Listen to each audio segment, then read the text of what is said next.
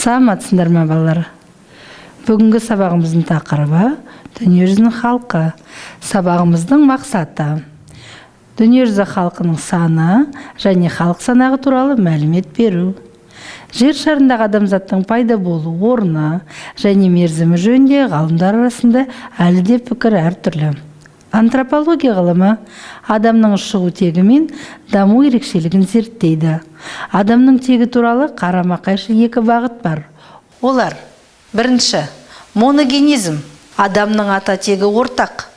Екінші, полигенизм, әр нәсіл дербес ата тектен тараған.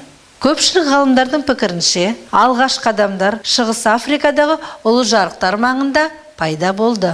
Ғалымдардың көпшілігі алғашқы адамдар палеолиттің соңында Африкадан Европаға, Азияға, одан Азиядан Америка мен Австралияға және мұхиттық аралдарға тараған деп айтады. Уақыт өте келе, қоршаған ортаға бейімделу нәтижесінде өзіндік антропологиялық ерекшеліктерге ие болды. Саналы адам осымен шамамен 50-100 мың жыл бұрын пайда болған.